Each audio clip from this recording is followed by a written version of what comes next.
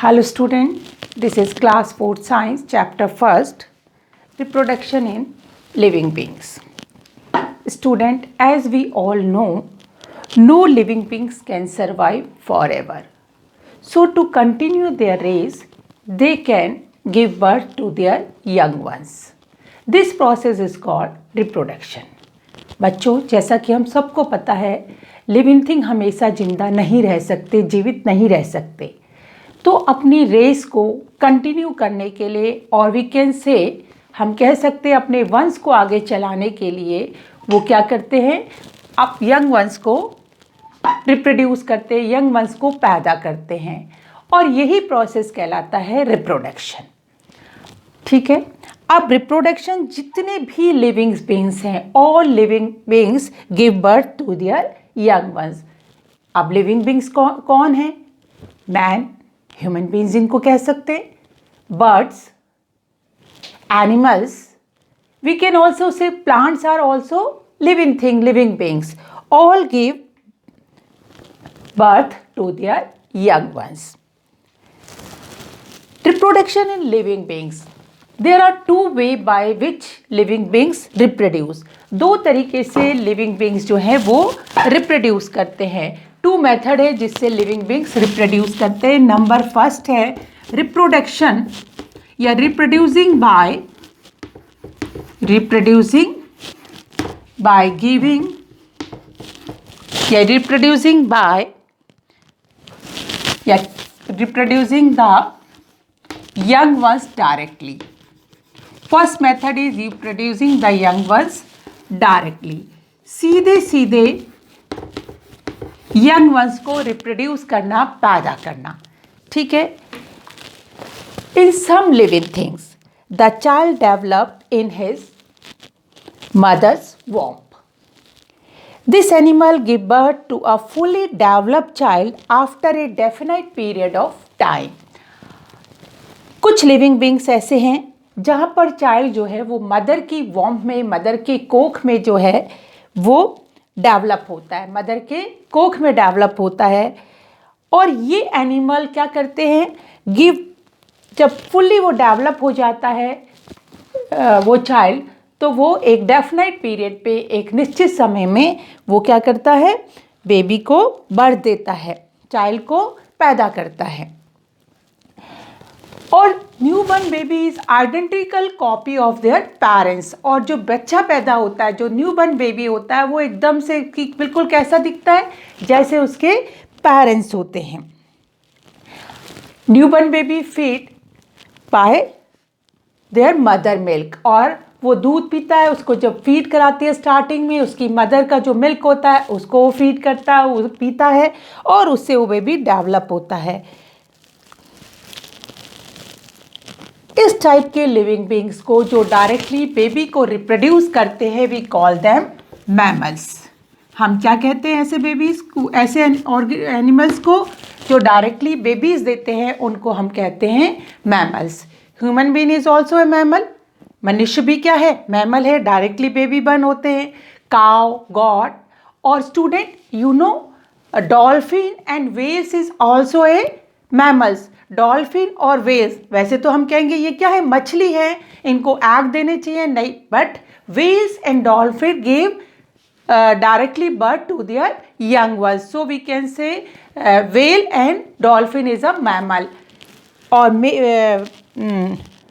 Well is a largest या biggest mammal, सबसे बड़ी मैमल है जो क्या करती है, डायरेक्टली बर्थ देती है अपने बेबीज को। इसी तरीके से हम बैट क्या होता है, चिड़िया जैसा दिखता है, ठीक है ना, वो भी क्या करता है, बेबीज देता है, इसलिए हम उसको भी क्या कहते हैं, चमगादड़। बैट जो है वो चमगादड़ है, उसको भी हम मैमल्स कहते हैं। तो मैमल्स के एग्जाम्पल कौन कौन से हो गए, we can say human being is a mammals, cow, goat और भी dog, cat, all are mammals. और जो मैमल्स आपको रखने हैं, एक हो गया व्हेल एंड डॉल्फिन। मछली है लेकिन ये मैमल्स है। बैट दिखता ये कैसा है, चिड़िया जैसा दिखता है, चमगादड़ जिसको बोलते हैं, but this is also called mammals because they give birth to their young ones. इसको भी हम मैमल्स कहते हैं क्योंकि ये क्या करता है, यंग वंस को ही पैदा करता है डायरेक्टली। और जनरली जितने भी मैमल्स हैं वो फीडिंग करते हैं, वो बच्चे जो है उनके अपनी मदर के मिल्क को फीड करते हैं। अगर हम छोड़ दें किसको, व्हेल, डॉल्फिन, ये फीड नहीं कराते हैं, बैट फीड नहीं कराता है। बाकी जनरली सारे मैमल्स जो हैं वो क्या करते हैं, अपने चाइल्ड को फीडिंग कराते हैं, अपनी मदर का मिल्क वो फीड करते हैं, दूध पीते हैं। सारे जो मदर्स हैं वो क्या करती है, दूध पिलाती है। जब बच्चे फुल्ली डेवलप हो जाते हैं उनको प्रोटेक्ट करती है उनके एनिमीज से, और जब बच्चे फुल्ली डेवलप हो जाते हैं तब तक वो मदर क्या करती है, उनकी केयर करती है। जैसे कि आपने देखा होगा मंकी जो है हमेशा अपने बच्चे को अपनी पीठ पे लिए लिए घूमता है। कैट जो है एक प्लेस से दूसरे प्लेस को पे ले जाती है अपने बच्चे को मुंह में पकड़कर। ठीक है, कैट के बच्चे को हम क्या कहते हैं, किटन कहते हैं। ठीक है, next process of reproduction is by egg, reproducing the young ones by egg.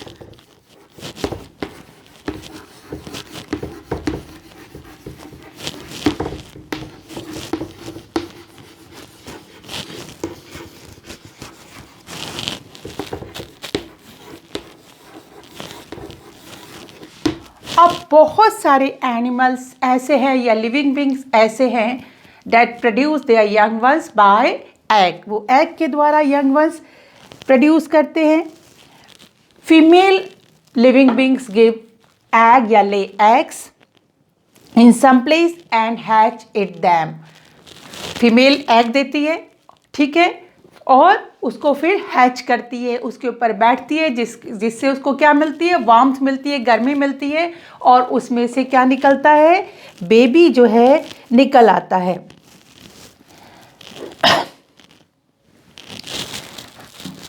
अब जब बेबी निकलता है, एग का जो आउटर कवरिंग है वो ब्रेक होती है और उसमें से बेबी निकल आता है। जनरली कौन कौन से लिविंग बींग्स हैं जो एग से बेबी प्रोड्यूस करते हैं? Snake, birds, lizard, fish, frog, insects कह सकते हैं हम कुछ, जैसे कि बटरफ्लाई,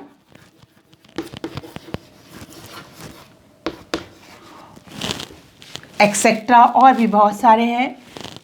ये रिप्रोड्यूस करते हैं थ्रू एग। इसमें क्या होता है, मदर जो फीमेल लिविंग बींग्स हैं वो एग को ले करती है, एग पैदा करती है, एग देती है और उसको हैचिंग करती है, उसके ऊपर बैठती है और कुछ समय बाद उसमें से क्या होता है, बेबी प्रोड्यूस होता है, एग ब्रेक होता है उसके आउटर सेल और उसमें से एग बेबी प्रोड्यूस हो जाता है। जनरली जो एग देने वाले एनिमल्स हैं वो क्या करते हैं, अपने बच्चे की देखभाल करते हैं और उनको हम कहते हैं egg layers.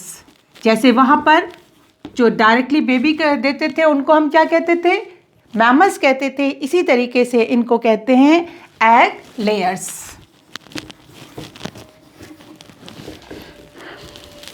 Egg layers animals generally जब बेबी निकल आता है उसको प्रोटेक्ट करते हैं, उसको हीट, रेन, एनिमीज से प्रोटेक्ट करते हैं अपने बच्चे को, उसको खाना ला के खिलाते हैं और इन सब से प्रोटेक्ट करने के लिए वो उनको क्या करते हैं, अपने फैदर से ढक लेते हैं, अपने पंखों से ढकते हैं। जनरली जो है बर्ड है वो क्या करती है, अपने एग की केयर करती है, यंग वंस जो निकलते हैं उसकी केयर करती है। लेकिन बहुत सारे ऑर्गेनिज्म या एनिमल्स ऐसे भी हैं जो क्या करते हैं, एग की केयर नहीं करते या अपनी यंग वंस की केयर नहीं करते। जैसे फिश, ठीक है, वो नहीं केयर करती। स्नेक है वो अपनी केयर नहीं करता, ना उनकी हैचिंग करता है। तो इस चीज़ को ध्यान रखिएगा।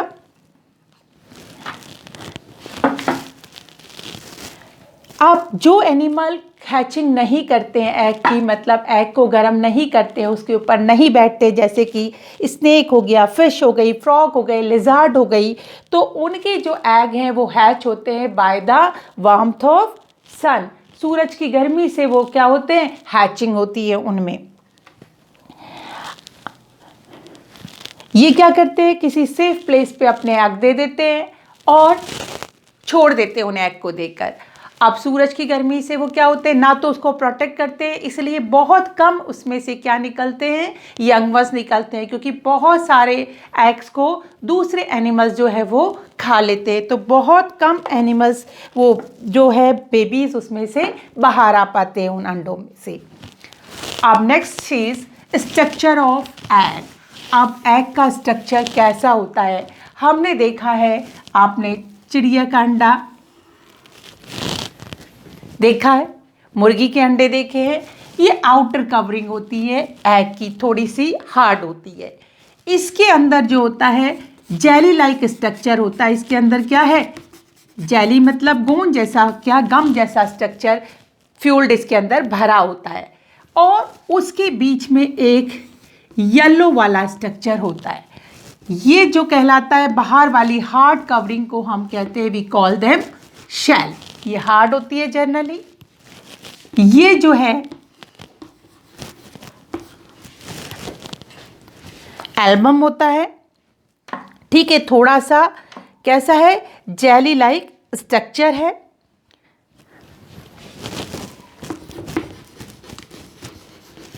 और ये येलो कलर का होता है, ये होता है योल्क। ठीक है, ध्यान रखिएगा, ये है स्ट्रक्चर ऑफ एग।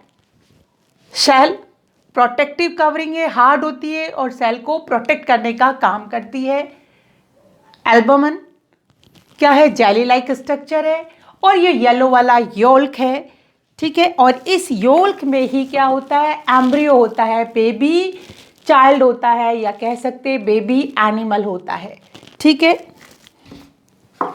जब इसको हैच करता है एनिमल, जैसे कि अगर हम कहें बर्ड हैचिंग करती है, तो इसी योल्क में से क्या निकलता है, एम्ब्रियो होता है, ये इसी में से बेबी बर्ड बाहर आता है। अब कुछ एनिमल हैं जैसे कि फ्रॉग है, लिजार्ड है, जो केयर नहीं करते, पेरेंटल केयर नहीं देते अपने एग को, उनकी जो ये कवरिंग होती है वो हार्ड नहीं होती है। ठीक है, उनकी ये कवरिंग हार्ड नहीं होती है, और उसके ऊपर क्या होती है, जेली लाइक लेयर होती है, मतलब थोड़ी सी जेली जैसा लेयर होती है इसके ऊपर। ठीक है, जिससे कि क्या हो, पानी से वो पानी वगैरह उस पर ठहर नहीं सके, तो इस तरीके की लेयर उसमें होती है। Next is life cycle of some animals या ऑर्गेनिज्म। कुछ ऑर्गेनिज्म की हम लाइफ साइकिल पढ़ेंगे कि किस तरीके से वहाँ बच्चा किस तरीके से आता है एग से, किस तरीके से एडल्ट ऑर्गेनिज्म बनता है। First is life cycle of frog.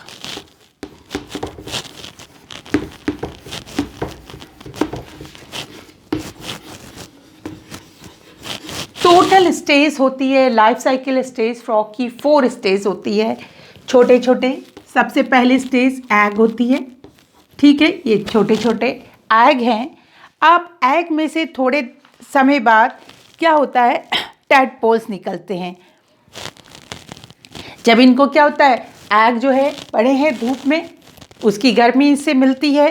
ठीक है, और इसमें से क्या आते हैं, टैडपोल्स। फिश है, फ्रॉग है, इसमें टैडपोल निकल आते हैं। टैडपोल अगर देखा जाए, इनमें स्मॉल सी टेल होती है। टैडपोल में क्या होता है, टेल होती है, और हम कह सकते हैं कि ये देखने में दिखते ही नहीं है कि फ्रॉग है, ये ऐसे लगते हैं छोटी छोटी मछलियां हैं। तो ये चेंज हो जाते हैं किसमें, इस तरीके से छोटी छोटी जैसे मछलियां हो, इस तरीके से ये है, ये हो गया egg. This one is tadpole, look like a small fish. Tadpole कैसे नजर आते हैं, like a small fish. Next stage थोड़ा और डेवलप होते हैं ये, और ये बन जाते हैं थोड़ा सा इनकी फ्रॉग जैसे दिखने लगते हैं।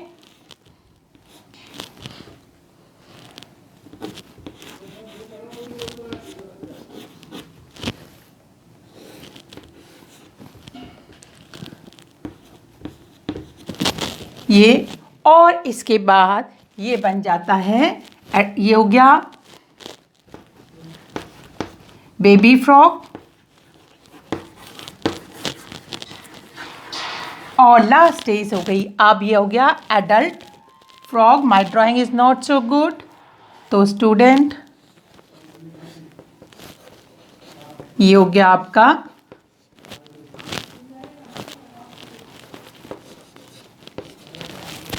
तो ये 4 स्टेज हो गई है.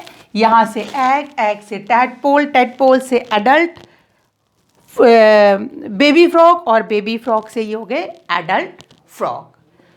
तो कितनी स्टेज है फ्रॉग के लाइफ साइकिल में? 4 स्टेज हो गई. सेम स्टेज किस में होती है? फिश.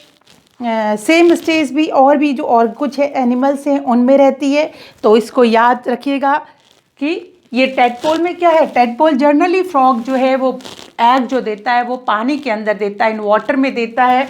तो जो टैडपोल होते हैं इनमें क्या है, छोटी छोटी टेल्स है जिससे ये ईजिली स्विम कर सके वाटर में. और ये चेंज हुआ बेबी फ्रॉग, बेबी फ्रॉग से ये दिस इज एडल्ट फ्रॉग. तो total number of stage in life cycle of frog is 4: egg, tadpole, baby frog and adult frog.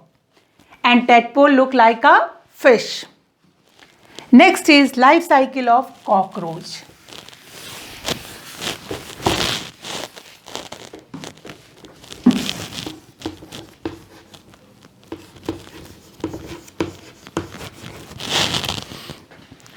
Life cycle of cockroach ये life cycle में 3 stages होती हैं. Number first is egg, number second is nymph and number third is adult cockroach. Egg है, ये change होता है. Nymph 3 stage हैं.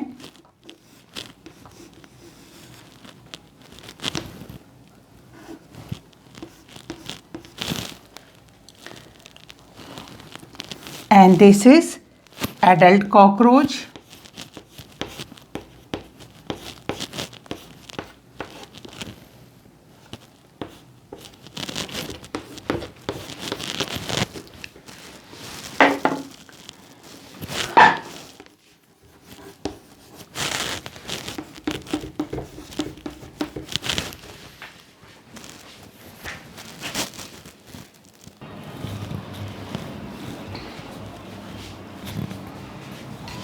This is life cycle of cockroach. There are 3 stages in life cycle of cockroach: egg, nymphs and adult cockroach.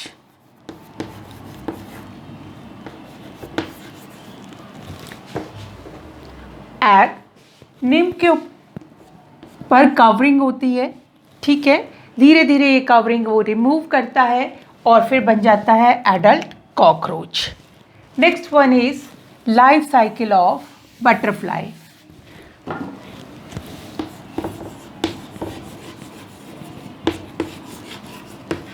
There are 4 stages in life cycle of butterfly. Butterfly की life cycle में कितने stages है? 4 stages है. Number first is egg. Next one is caterpillar और larva. Cover होता है ये, ठीक है. नेक्स्ट वन इज ये हो गया egg, this is egg, larva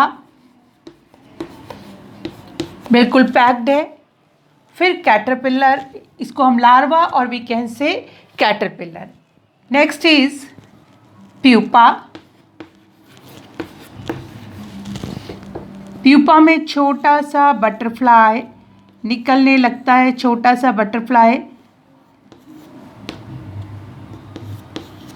और next stage is adult butterfly.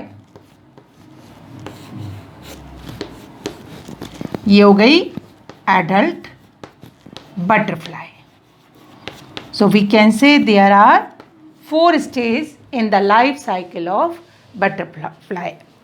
तो student, in this video we discuss about the reproduction in living beings. So read this chapter carefully. Have a nice day. Goodbye.